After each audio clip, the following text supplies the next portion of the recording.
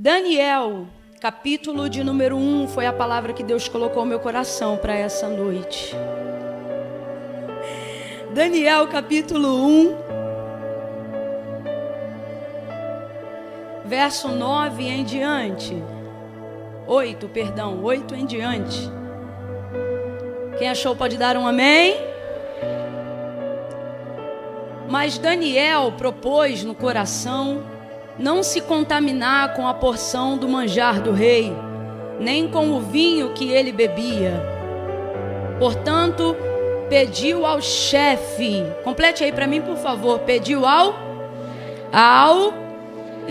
pediu ao chefe dos eunucos que lhe concedesse não se contaminar. Ora, Deus deu graça e misericórdia a Daniel diante do chefe dos eunucos. Mas o chefe dos eunucos disse a Daniel: tenho medo do meu senhor, o rei, que determinou a vossa comida e a vossa bebida, porque ele veria os vossos rostos mais tristes do que dos outros jovens que são os vossos iguais. E assim eu colocaria em perigo a minha cabeça para com o rei. Então disse Daniel ao guarda, em outras versões vai estar o dispenseiro, significa que era alguém de uma patente inferior. Essa pessoa aqui não reportava direto ao rei, ela era aquela que se reportava ao chefe dos eunucos. Na minha versão diz guarda, então diz assim: então disse Daniel ao guarda, vamos aqui deixar sucinto a palavra guarda, vamos para todo mundo entender que estamos falando de alguém que está abaixo do chefe dos eunucos. Quem entendeu, diga amém. Então complete para mim, por favor. Então disse Daniel ao guarda, a quem o chefe dos eunucos havia constituído sobre Daniel, Ananias, Misael e Azarias. Ele disse assim: experimenta, peço-te, os teus servos 10 dias, fazendo com que se nos deem legumes a comer e água a beber. E então se veja, diga comigo, veja, diga veja.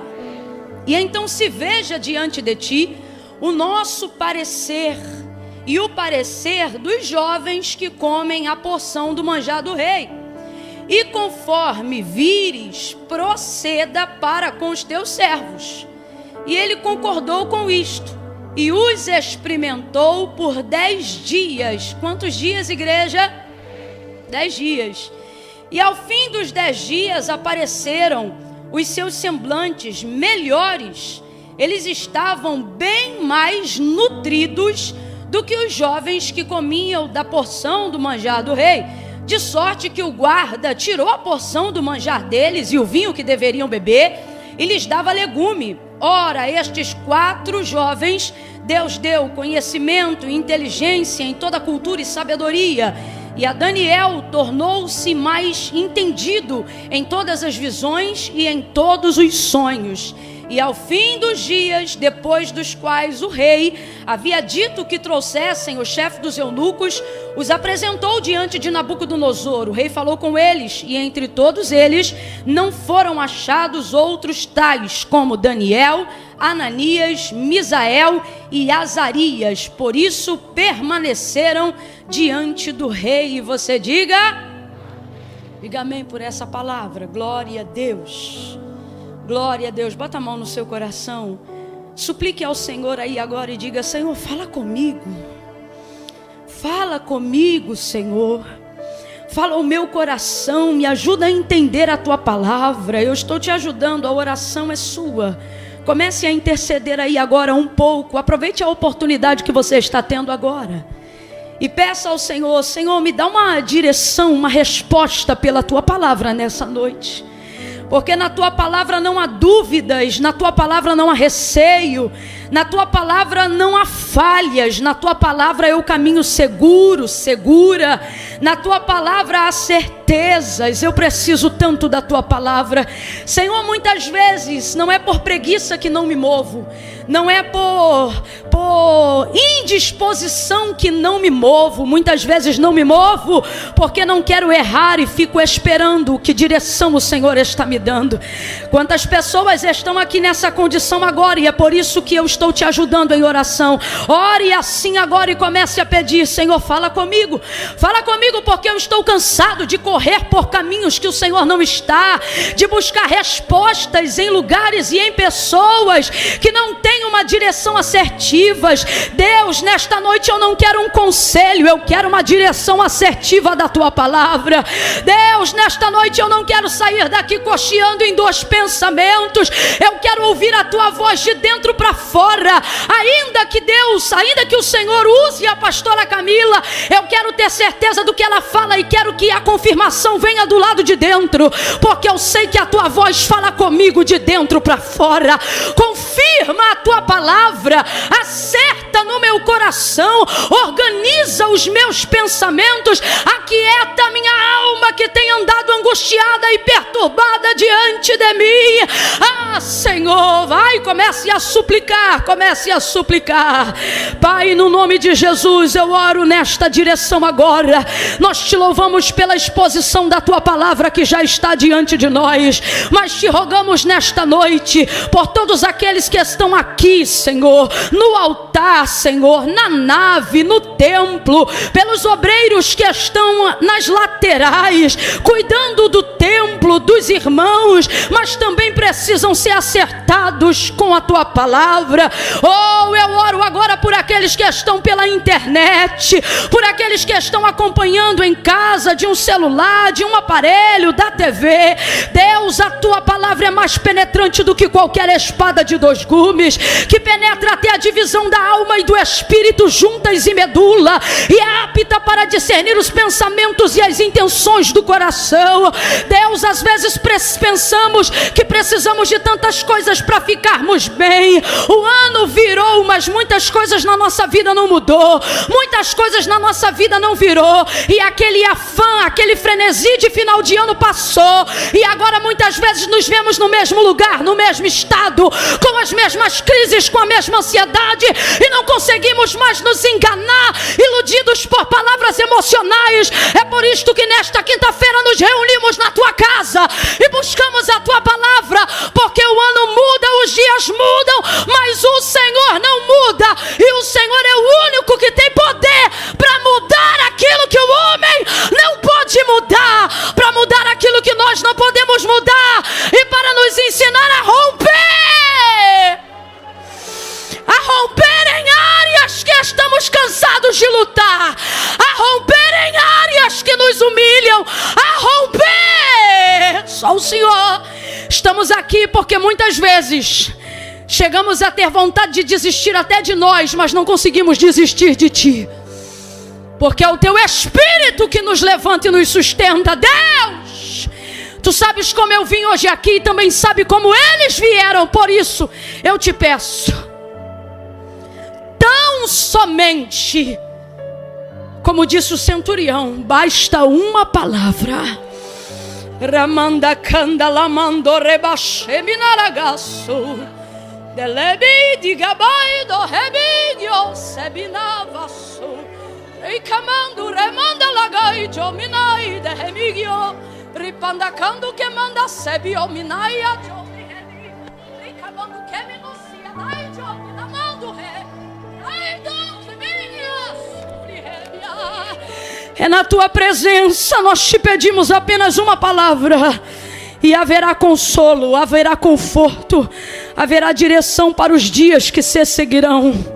Porque para nós, Senhor, o importante não é o quanto avançamos ou se estamos parados. O importante é saber que estamos aonde o Senhor quer que nós estejamos. Se a tua presença estiver conosco, temos paz até no vale. Se a tua presença estiver conosco, esse processo de quimioterapia não será mais doloroso do que deve ser. Se a tua presença estiver conosco, esse processo de divórcio não vai rasgar e destruir mais do que já destruiu até aqui.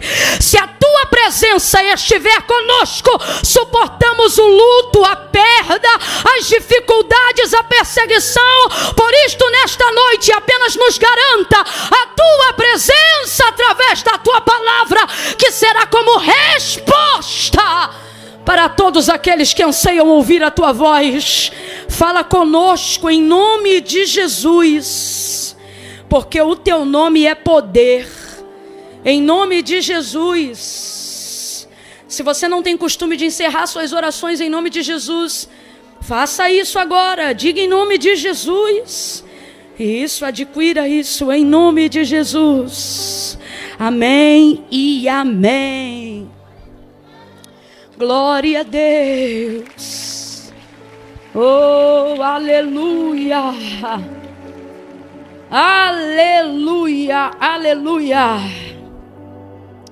Aleluia, aleluia. Daniel tem tantas passagens emblemáticas, né? Tantos momentos com tantas experiências tão sobrenaturais, que para escolhermos uma e falarmos especificamente em uma, precisamos de verdade de um apontamento divino. E o apontamento dessa noite, Deus falou ao meu coração que no momento de maior dificuldade de toda a sua vida, ao invés de se justificar por tudo aquilo que ele poderia deixar de fazer, visto que ele já era um príncipe no que tange ao conhecimento, à consagração, a vida na sua comunidade de fé, né? E eu me refiro a Israel, me refiro a Jerusalém, me refiro a toda a sua disciplina doutrinária acerca de como amar, temer e servir ao Senhor, tendo toda uma vida de tantos créditos, né? Mesmo sendo ainda jovem, porém, não é apenas uma questão de contar os anos, mas de quão intenso e integral foi a entrega dele nos anos que ele tinha. E todo esse crédito conta ponto para Daniel, independente da sua idade. E aí quando a gente olha tudo isso, toda a sua vida, a sua entrega, e percebe como ele serve ao Senhor, vê-se então, e não é difícil de compreender, que agora, entrando no cativeiro babilônico, você percebe então que ele está passando pelo momento mais difícil da sua vida. Foi levado como um cativo, né? Preso. É óbvio que isso foi feito de uma forma um pouco diferente por causa da forma como ele vivia em Israel, a nível do seu estudo, da sua entrega. É como se fosse hoje, falando a grosso modo, mas só para todo mundo entender, é como se hoje alguém aqui tivesse que ser levado preso e o tipo de prisão é diferente para quem tem só ensino fundamental, só ensino médio, e para quem tem nível superior. Suponhamos então que Daniel entrou na categoria de quem tinha ensino superior e por isso teve uma forma de tratamento diferente. Não deixava de ser cativo, não deixava de viver a detenção da sua liberdade. Mas às vezes a gente imagina ele atrás de grades, e na verdade não era assim. Ele foi levado para o palácio do rei, e ali foi-lhe dado a ideia de que deveria comer o que a gente chama de ração e porção, mas na verdade era um banquete. O que o rei desejava é que esses que tinham mais intelecto, educação e maior potencial para se tornarem novos mentores e instrutores, sábios dentro da terra dos caldeus, tivessem um tratamento diferenciado para que assim também pudessem adquirir a cultura daquele lugar. Era assim que o rei agia e era assim que ele ia globalizando o seu império, porque para ser grande como Nabucodonosor era, para ser grande como, por exemplo, foi Faraó nos seus dias, a coisa mais importante não é ouro, dinheiro e nem riquezas, mas é a capacidade de implementar cultura na mentalidade dos povos, a fim de conseguir dominar aonde houver não só terra, mas pessoas. Então essa era, óbvio, uma artimanha muito inteligente de qualquer pessoa que pensa grande. Então esse era o caso. E Daniel vai justamente estabelecer um método para proteger-se do que ele sabia que aconteceria, porque se os caldeus têm um método de globalização, de intensificação e de convencimento, utilizando coisas até muito maravilhosas no mundo, o Senhor também, de forma doutrinária, usando a mesma ferramenta, de que aspecto, Camila? Nem ouro, nem prata, nem gordura, nem dinheiro, nem carne, nem vinho, mas conhecimento. Vai blindar a mente dos seus príncipes, para que eles tenham também métodos doutrinários, não para segregar, mas para blindarem-se, para que nenhuma cultura tivesse o poder de mudar a mentalidade que Deus estava constituindo ao longo dos anos sobre aqueles que chamou pelo seu nome. Quem está entendendo até aqui, diga amém. Então Daniel agora vai dar continuidade simplesmente àquilo que ele já fazia, só que agora ele vai ter que fazer isso de uma forma mais metodológica. Ele vai criar agora um método para se proteger, para blindar. Eu estou falando aqui de uma forma superficial. Então ele decide no seu coração que não vai se contaminar. Essa contaminação aqui não tem necessariamente a ver com o cativeiro, ela não tem necessariamente a ver com o fato de Daniel estar cercado de deuses e ídolos constituídos por mãos de homens que prostituíram Israel tantas vezes. Não, essa contaminação não fala propriamente daquilo que cerca Daniel do lado de fora, mas como se propõe o texto desse mês, aquilo que se refere ao lado de dentro, a proteger o seu coração. Por isso que a decisão não é intelectual, ela é intencional, essencial, vem de dentro. Não precisava de uma razão que pudesse ser explicada. Ainda que houvesse, Daniel não faz questão disso, e aí o texto resume dizendo: decidiu no seu coração. Coração aqui, gente, não é o lugar que bombeia o sangue do corpo. Coração aqui é o nascedouro das intenções. Coração aqui é o nascedouro da minha essência. E ele diz: eu decidi não contaminar a minha essência. É isso que significa. Decidi, já que eu não posso decidir para onde o meu corpo vai do lado de fora, decidir aonde a minha alma fica do lado de dentro, já que eu não posso mais comandar aonde as minhas pernas caminharão do lado de fora, porque ele é cativo, ele é prisioneiro. Vou decidir quem vai continuar assentando-se no governo das minhas emoções, no governo da minha adoração, no governo das minhas intenções. Então ele vai chegar baseado nisso e usando o termo que para nós ele escreveu, mas certamente não foi o termo que ele usou para falar com o homem. E ele diz: decidi não contaminar. E às vezes, se a gente olhar rapidamente, a gente tem a sensação de que o problema da contaminação é o fato de comer carne, como se judeu nunca comesse carne. Ou que o fato da contaminação se dá por beber vinho, como se judeu também não pudesse beber vinho. E a verdade é que, a despeito de qualquer crença pessoal, biblicamente falando, não há contrariedade específica nem com a carne nem com o vinho. Isso também fazia parte dos dias e da conduta de Daniel. O problema aqui era o preparo da comida.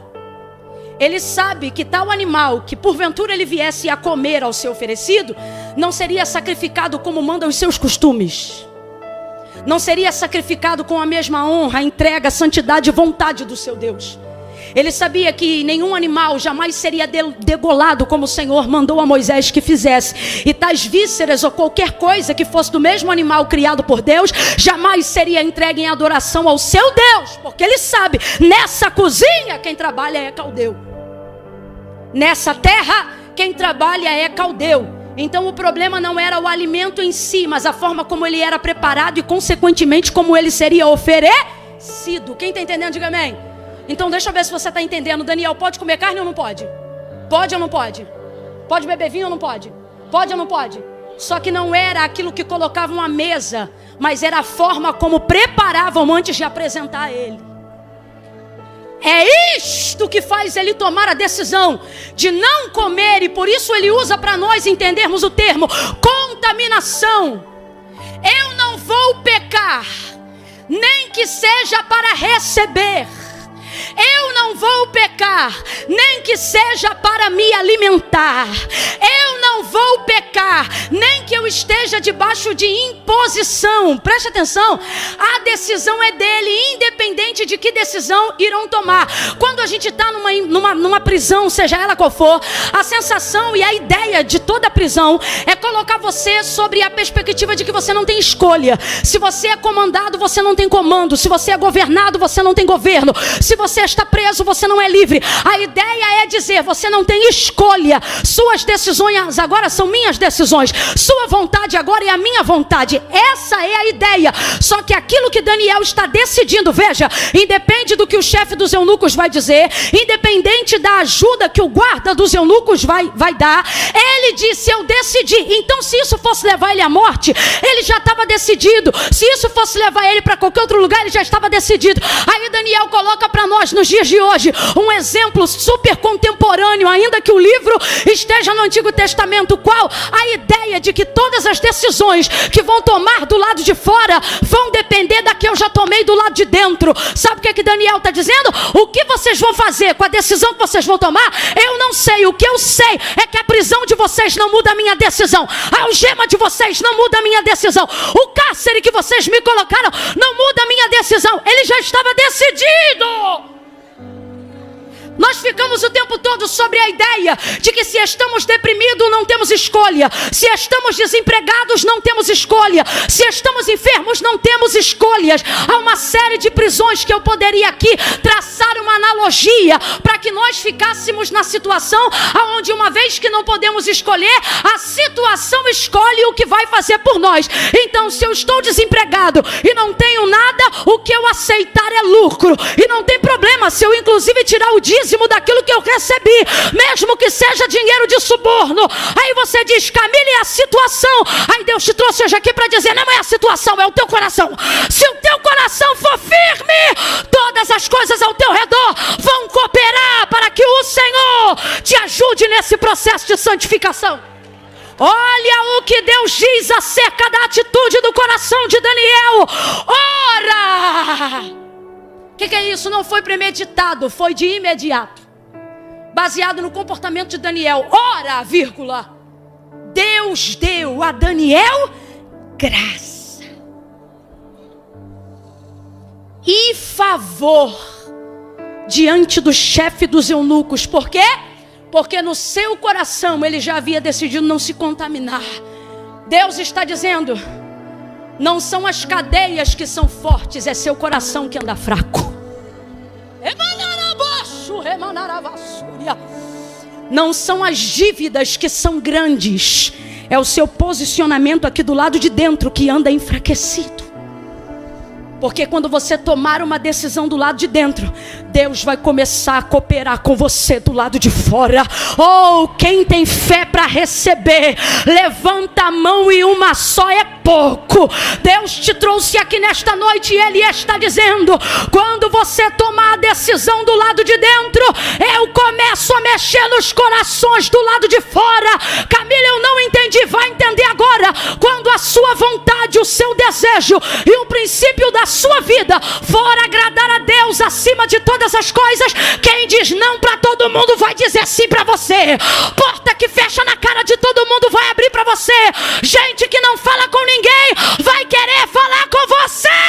Recebe, porque isso tem a ver com o seu coração e não com o tamanho das grades das prisões. Deus dá a Daniel graça, dá a Daniel favor. Agora perceba, o momento é tenso e extremamente complicado. Porém, é quando o momento é tenso e extremamente complicado que as melhores ocasiões de provarmos a Deus fidelidade aparecem. Quanto mais tenso e quanto mais complicado, maior é a oportunidade. Verdadeiramente todas as coisas cooperam para o bem daqueles que amam a Deus. Deus dá a Daniel graça e favor. Tudo cooperava para que ele dissesse que não tinha como fazer as coisas que ele estava decidindo fazer. Mas ele deu continuidade àquilo que ele já fazia antes. Não no método. O método pode ser até novo, porque a situação é nova. mas a intenção é a mesma. Qual? Não pecar contra Deus em circunstância alguma. Deus está dizendo: se você mantiver o princípio, eu vou sempre te dar métodos. Métodos para você não se arrebentar. Métodos para você não se quebrar no processo da sua santificação.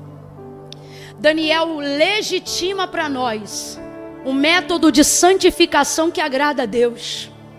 Quando ele busca uma estratégia, obviamente orquestrada pelo próprio Deus, para que não se contaminasse. Veja, ele não assenta no seu coração e decide não falar com nenhum caldeu. Ah, cambada de caldeu, não quero. Não.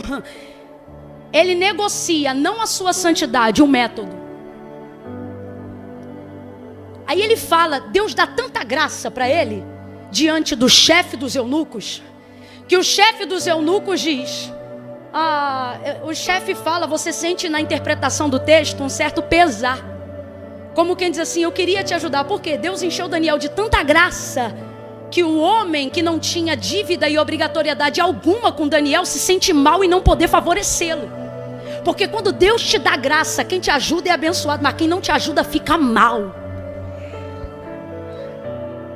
Ele olha para ele, é só você perceber a interpretação do texto, e diz para ele, eu tenho medo. Isso significa, não é que eu não quero fazer, é que eu tenho medo, porque eu me reporto diretamente ao rei. E se porventura ele vê que os vossos rostos estão mais tristes, por quê? Qual é a ideia dele? Se você vai deixar vinho e vai deixar carne, proteína direto, é natural que vocês enfraqueçam e não fiquem com um semblante saudável, como vão ficar os outros que vão dar continuidade ao manjar a porção do rei. Gente, a porção do rei não é qualquer coisa não. O que o texto está dizendo é, dê para eles o que o rei come. E aí o que vai acontecer nesse período? Porque eles estavam em período probatório de 2 anos até se apresentar diante do rei. Quantos anos? Quantos anos? 2 anos. E aí ele não entendeu, e nem Daniel tinha tido a ideia de fazer a proposta dos 10 dias. Ele compreendeu também qual era a situação do chefe dos eunucos. E aí ele disse, eu tenho medo, porque depois eu apresento vocês lá, vocês estão diferentes dos demais, né? Caído, abatido. E aí a minha cabeça vai parar numa bandeja. E ele acabou não podendo favorecer Daniel por causa disso.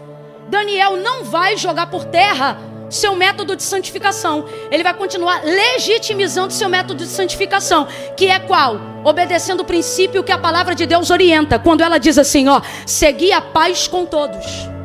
Por que o texto diz paz com todos e santificação em segundo plano? Porque quem se santifica sem ter paz, a santificação não serve.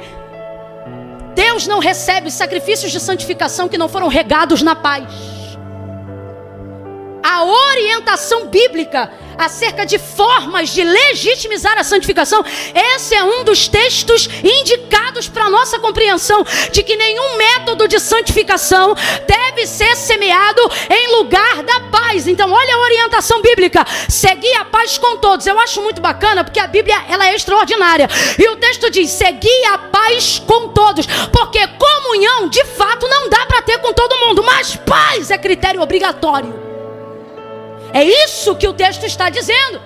E depois disso, aí sim, santificação. E por que nós estamos dizendo isso? Para que não aconteça conosco o que aconteceu quando Deus levantou o profeta Isaías falando acerca do Messias, capítulo 65, dizendo que aqueles que se santificavam, mesmo tendo suas vidas corrompidas, achavam aqueles a qual o Messias iria vir, povo que não tinha nome, povo que não era conhecido, falando de nós, gente que não conhecia os métodos de santificação, gente como eu e você que jamais poderia entrar numa sinagoga, gente como a cananeia, grega, cirofenícia, gente como o paralítico, a mulher encurvada, gente de dentro, gente de fora, gente quebrada, gente deficiente, gente miserável, gente como Maria Madalena, gente prostituída, corrompida. Aí Isaías vai dizer, em outras palavras, com o uso da licença poética e profética, ele vai dizer, ele vem e ele vai atender esse povo que não clamou por ele, mas vocês que estão corrompidos, aonde? Do lado de fora? Não,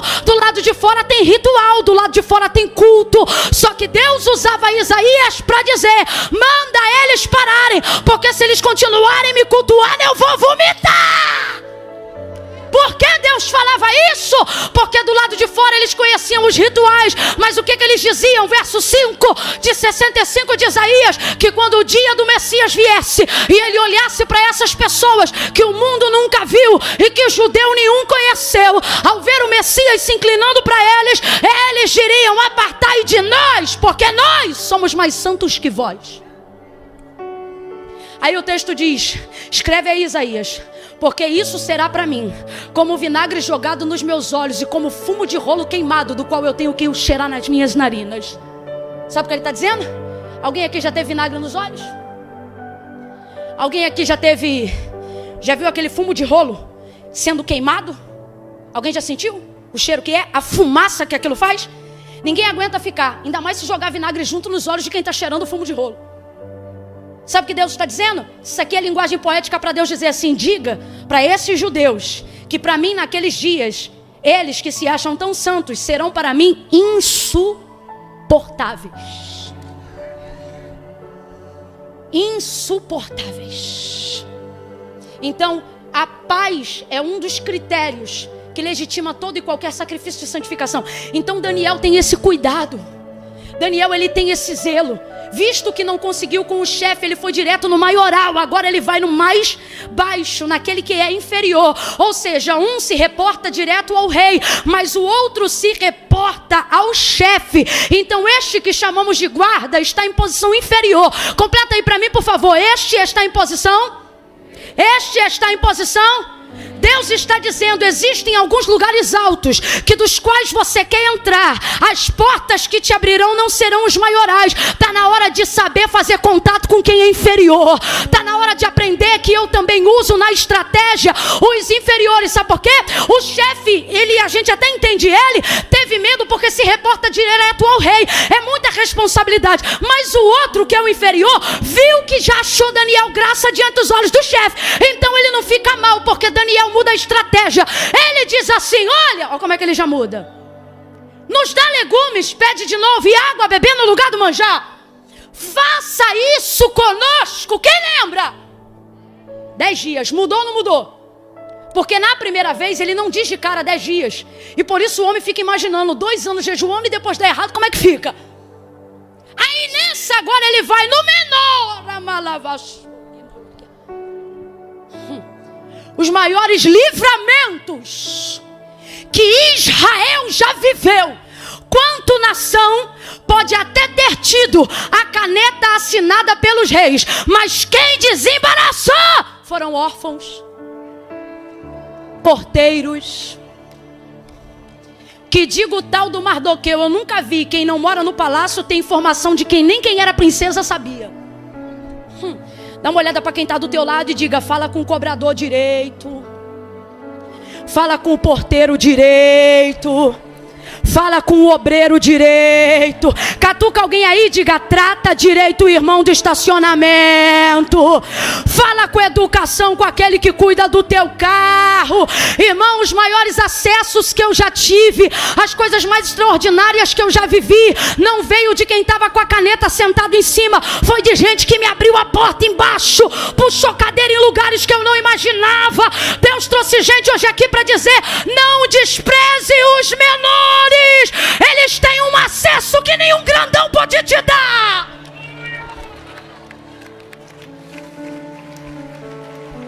Quem te faz entrar no fórum, no lugar que passou o expediente, não é quem assina o cartório, é quem cuida da portaria.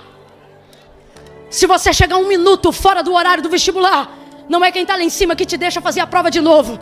É se quem estiver fechando o portão tiver compaixão de você e ver você correndo, e ele começa a fechar devagarinho. Quando você não perde o horário no trabalho, não é teu chefe que manda jato te buscar, é o motorista que vê você do outro lado da rua gritando e vai fazendo.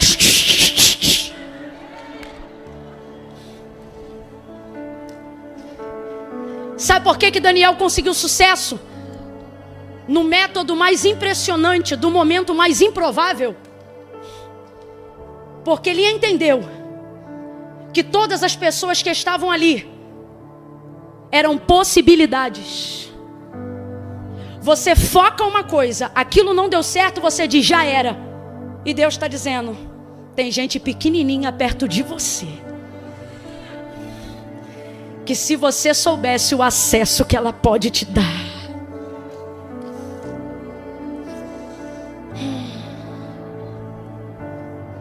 Aí ele vai para o menor e diz: olha só,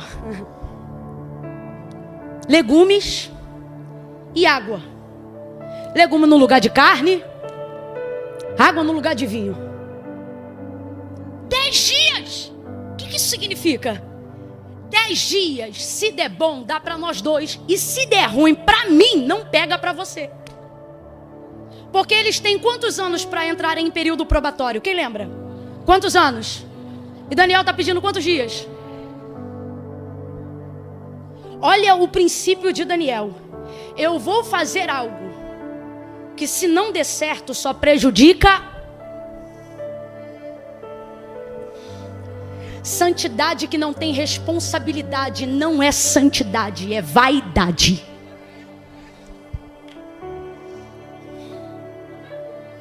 Aleluia. Tu estava doido por uma carne, Deus falou: vou fazer um brócolis hoje, vou te dar. Você está com essa cara de quem está comendo brócolis. 10 dias. Ele diz: depois dos 10 dias, então se veja. Por que ele diz isso? Porque ele está falando com um caldeu. Com um caldeu, você não diz, vê o que você sente. Caldeu não é espiritual acerca das coisas de Deus. O caldeu aqui pra gente, já está mais do que comprovado, que fala sobre o mundo, o espírito que há no mundo, as pessoas que servem o mundo. Você não pode esperar quem está de fora a compreensão dos métodos que você aprendeu aqui dentro. Só que tem uma forma deles cooperarem com os métodos. Qual?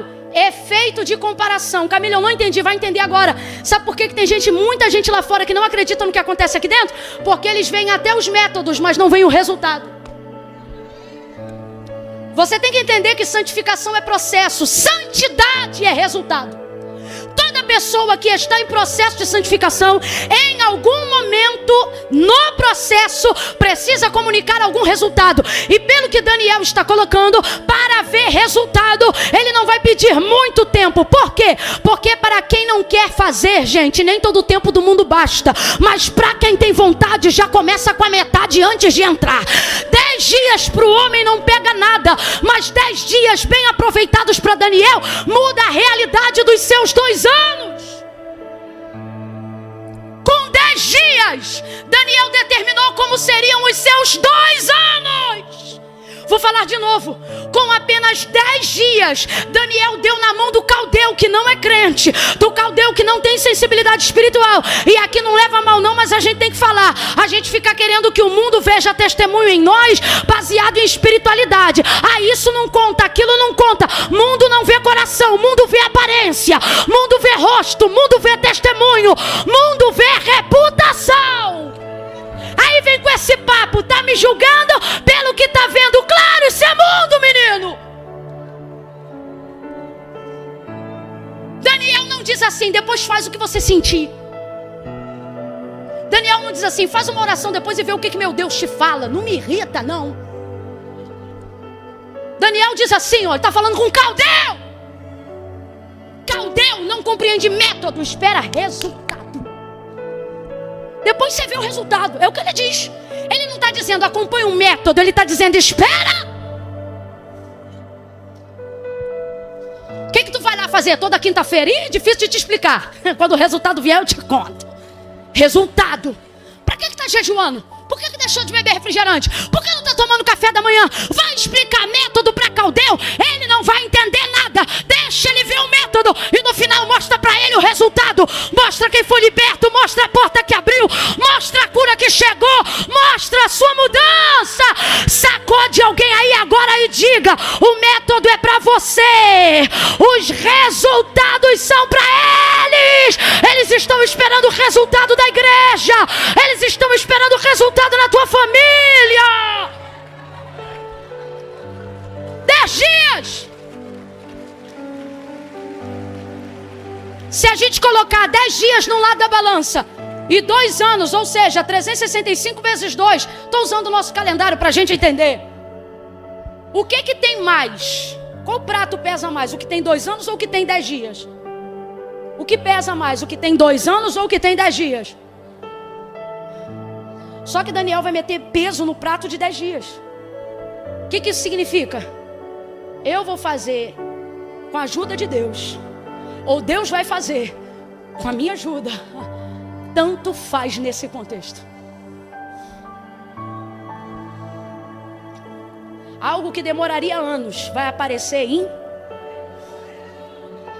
Quem está ligado já entendeu.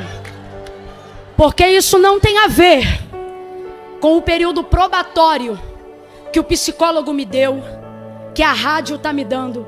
Isso tem a ver com o tamanho daquilo que eu estou colocando no tempo que eu tenho para fazer. Ele coloca o coração em 10 dias, a oração em dia, em 10 dias. Irmão, eu vou falar rasgado que é para todo mundo entender. A gente está toda arrebentada, e eu digo a gente porque não há aqui quem não tem uma área que já não tenha tomado um golpe, seja da vida, seja do mundo espiritual, seja de pessoas. E muitas vezes a gente fica arrebentado porque não se posiciona. É impressionante. A gente se posiciona, não dá 7 dias, o negócio já vira total. Tô mentindo? Tô mentindo? Parece que o tempo do Cronos tem um poder de organização que o Kairos não. O tempo do Kairos tem um poder de organização que parece que o Cronos tem que se virar para entrar no jeito.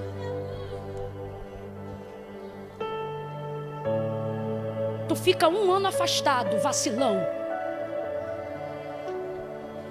Aí vem para quinta hoje, entrega a vida para Cristo. 7 dias começa o propósito. No 5º já está tendo sonho, revelação. Dá uma raiva na gente que é crente velho.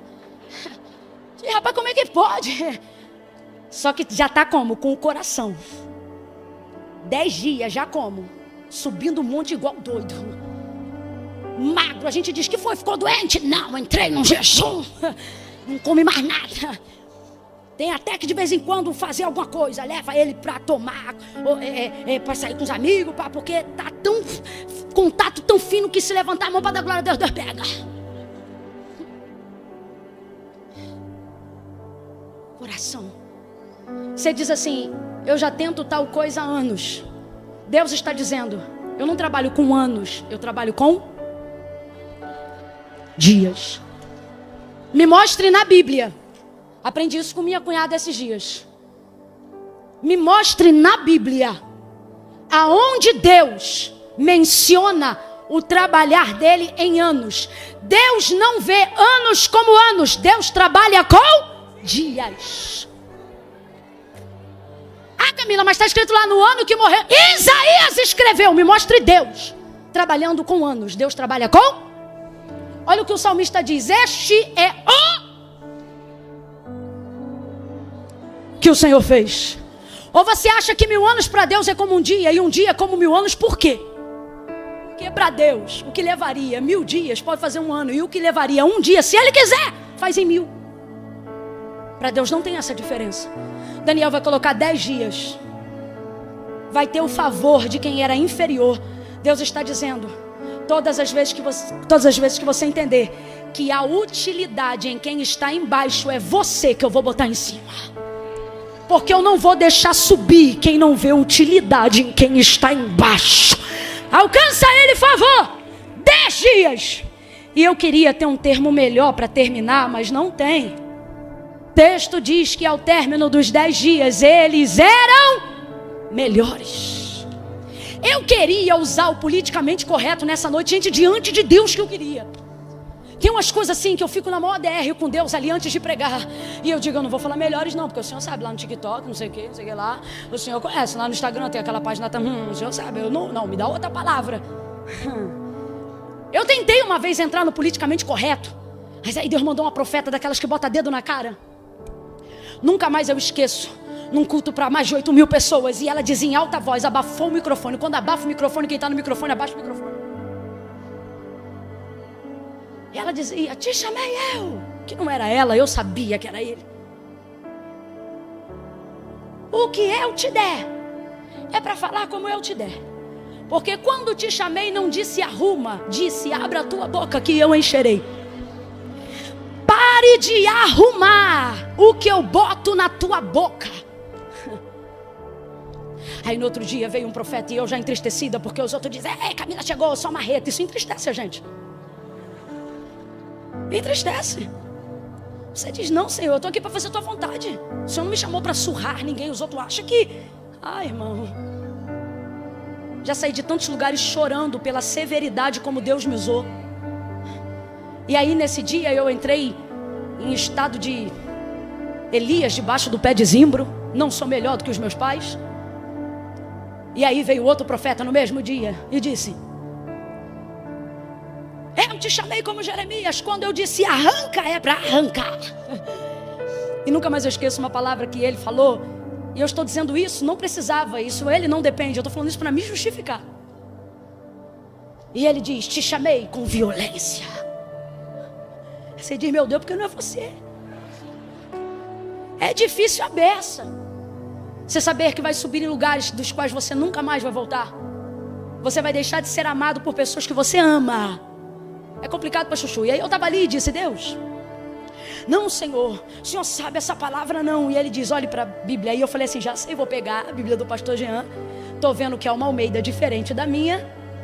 Pode ter um escape. Não vi na King James, não vi na Thompson, não vi na Plenitude. Camila, você tem tudo isso? Tenho todas as heresias, as coisas corretas, tenho tudo. Eu falei: deixa eu ver essa aqui. E vi, estava ali. Seus semblantes estavam melhores. Deus, não dá para dizer que estavam diferentes. Não é sobre ser diferente. Diga ao meu povo que quem santifica fica melhor. Pega na mão de alguém aí agora. Não pega na mão que não pode, perdão. Bota a mão no ombro coberto. Sobe aí, meu povo, me ajuda aqui a encerrar. Bota a mão no ombro de alguém aí agora, vai. Coloca a mão no ombro dessa pessoa. Sacode ela e diga: hoje eu não posso ser legal. Eu vim como profeta. Sacode ele. Ai, Camila, eu não gosto de sacudir. Então na próxima quinta-feira procura um culto menos pentecostal, porque essa aqui é Vitória em Cristo, mas ainda é Assembleia de Deus. E hoje é Pentecoste. Pega aí no ombro de alguém e diga: hoje eu queria ser legal, mas Deus me disse: seja profeta. Não solta a mão do ombro dele, não. Bota a mão no ombro. Impõe o peso da mão. Deixa ele sentir que do lado dele sentou alguém que tem responsabilidade com o que fala. Deixa ele sentir que nem só de pão viverá o homem, nem só de Bitcoin viverá de renda, mas de toda a palavra que sai da boca de Deus. Bota a mão no ombro dele e diga assim: não é diferente. Diga: não é diferente, é melhor. Diga assim: não é igual, é melhor. Deus não te chamou para ser legal. Não precisa aplaudir não, que o caldo engrossou. Eu quero você pensando.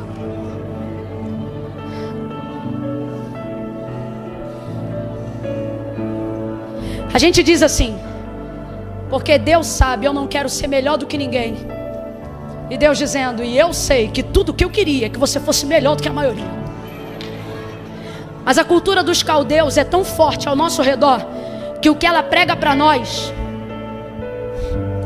é sociedade igualitária. Só que essa é uma das maiores conversas fiadas do mundo antigo. E eu vou te falar por quê. Sabe por que a justiça do homem, segundo o próprio Deus, é trapo de imundície? Porque na justiça do homem, alguém sempre tem que perder para o outro saber que ganhou e foi justificado. Por isso Deus diz: a justiça de vocês é um trapo. Porque alguém só se sente bem quando o outro ficou mal. A justiça de Deus, na verdade, não é essa justiça que a gente vive. É equidade. Você sabe o significado de equidade? É sobre colocar todo mundo de acordo, cada um com a sua necessidade, sem que ninguém se sinta menor ou maior do que ninguém. Aí você diz: Camila, mas isso não é igual. Equidade, para ser bem, transmitida não é sobre igualdade. É sobre atender a cada um conforme a sua. A minha é diferente da sua, sim ou não? A sua é diferente da quem está do seu lado, sim ou não? Porque cada um aqui tem uma. Se Deus descesse hoje aqui com justiça, faria igual a todos. Por isso que a justiça de Deus é manifestação do seu juízo, logo da sua ira. Mas as suas misericórdias, que são a causa de não sermos consumidos, não manifestam o seu juízo, manifestam a grandeza da sua bondade / equidade. Quem está me ouvindo ainda, diga amém. O mundo tem uma mensagem. O espírito que operou na Babilônia e tenta operar até hoje, porque Nabucodonosor morreu, mas esse espírito está vivo até hoje, porque espíritos não morrem. E sabe como ele convence os nossos jovens, nossos velhos, nossos anciãos, nossos adultos? Sabe como ele convence? Dizendo: nós não somos diferentes, e também não quero que vocês sejam. Nós só queremos que vocês entendam que todos nós somos. E a gente morre de medo, porque aparentemente quem é contra a igualdade é contra a bondade. Mas não é.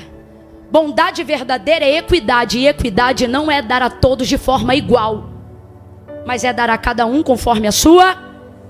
E as nossas necessidades não são iguais. Eu estou explicando politicamente, mas agora eu vou falar profeticamente. O mundo prega a igualdade. Sabe como eles querem convencer a nós que estamos aqui dentro? Que a liberdade de expressão é para todos, por exemplo. Mas se isso fosse verdade, eu não precisaria ter que filtrar 10 vezes o que eu estou pregando hoje. Enquanto eles sobem no meio da praça, falam o que quiser. E se a gente disser está errado, eles dizem liberdade. Mas se cada um começar a fazer o que quiser, eles dizem liberdade. Mas se nós olharmos e dissermos anarquia, porque liberdade sem limite não é liberdade, é anarquia. Aí eles olham para nós e dizem ditadores. Eles dizem que é igualdade, desde que você fale igual a eles. Mas a verdade que está na hora do crente parar de querer esconder é que não só a nós, mas a todos, Deus nos deu poder mediante métodos infalíveis, eficazes, poderosos, inerrantes, maravilhosos. Tá aqui, ó. Quem conhece o método, levanta ele. Quem tem o método, levanta ele. O método tá aqui. Não é receita de bolo, é mudança de vida. Se você ouvir o que está aqui, atender o que está aqui, obedecer o que está aqui, eu, o Senhor, farei com que todas as bênçãos persigam vocês. Pode estar no cárcere que vai perseguir vocês, pode estar na empresa que vai perseguir vocês e vão te alcançar. Eu quero que você avalie agora a sua justiça social. Seja honesto, você está na casa de Deus, irmão. Quem aqui estudou em escola pública, levanta a mão.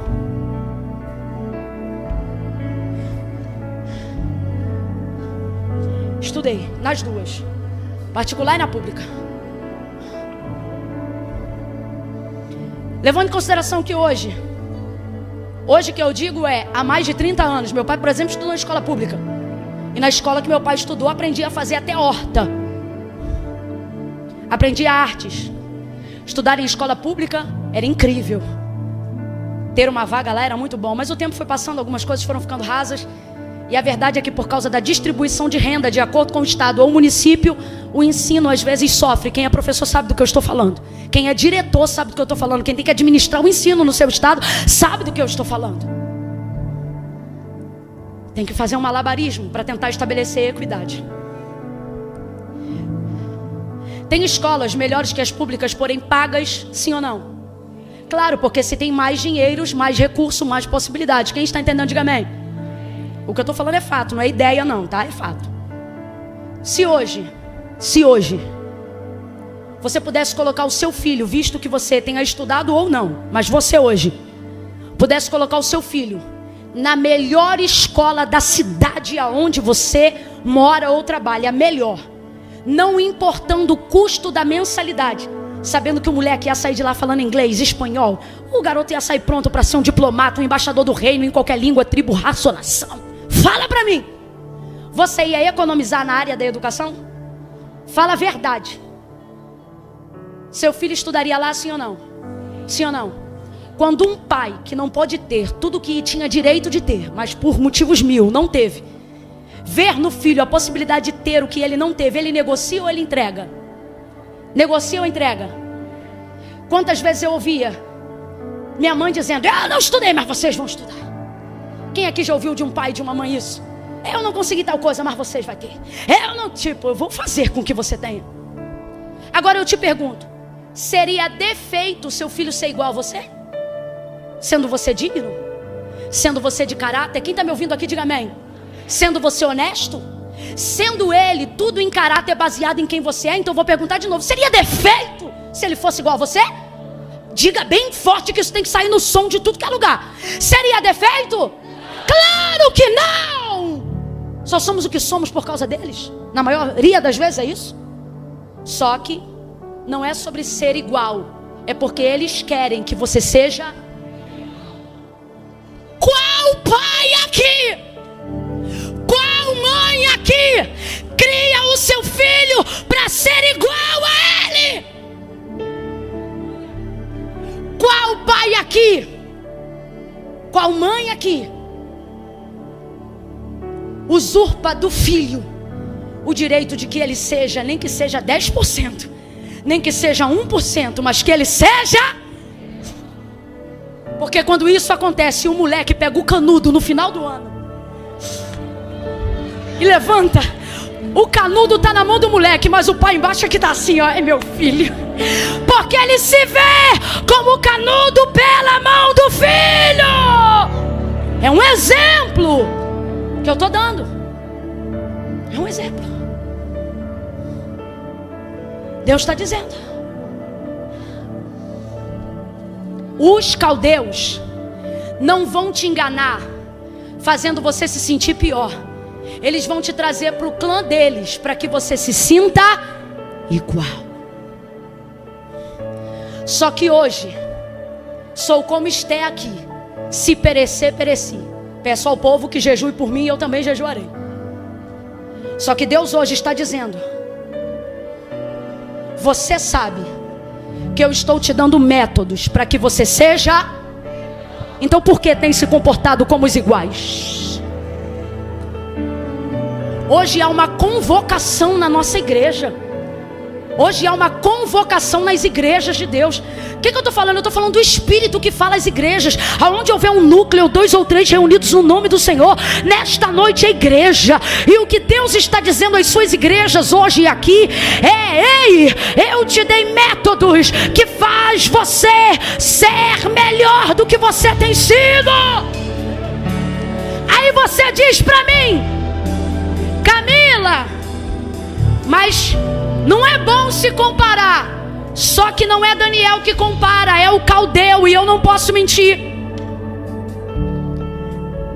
Foi o caldeu que viu os que não usavam o método de Daniel diferente e viu eles melhores. Porque Deus está dizendo: o mundo nunca vai entender seus métodos, mas qualquer um sempre vai distinguir os resultados. Catuca 2 ou 3 aí e diga: está na hora de você dar resultado. Sacode ela ou ele e diz: você pode ser melhor. 2022 não vai ser igual, vai ser melhor. Tua família não vai ser igual, vai ser melhor. Teus ensinos não serão iguais, serão melhores. Você não vai pregar igual a mim, vai pregar melhor do que eu. Você não será como os iguais, você será como os príncipes que Deus vai levantar na Babilônia. 10 vezes eu estou profetizando. 10 vezes, 10 vezes, 10 vezes, 10 vezes mais inteligente, 10 vezes mais espiritual, 10 vezes mais ousado, 10 vezes com mais autoridade, 10 vezes. Quem acredita fica de pé num salto de glória.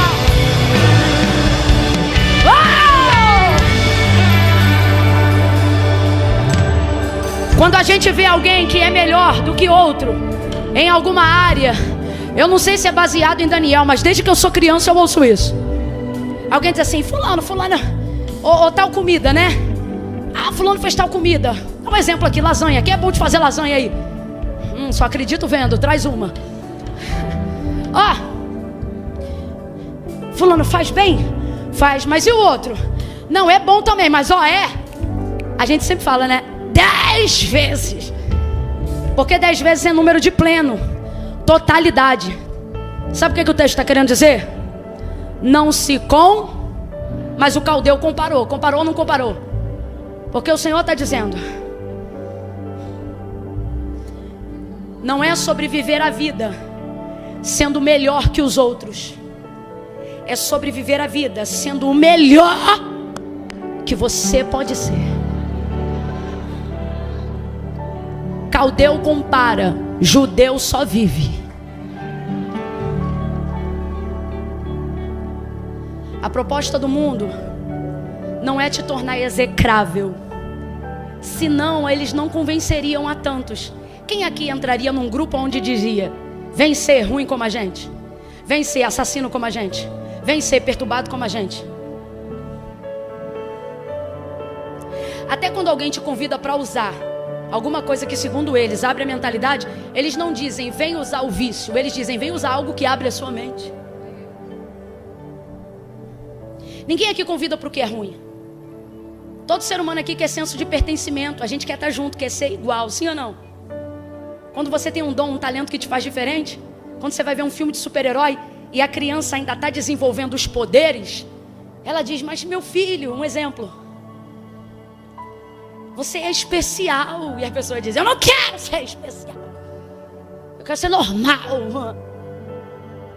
Deus está dizendo: meu filho, você nunca será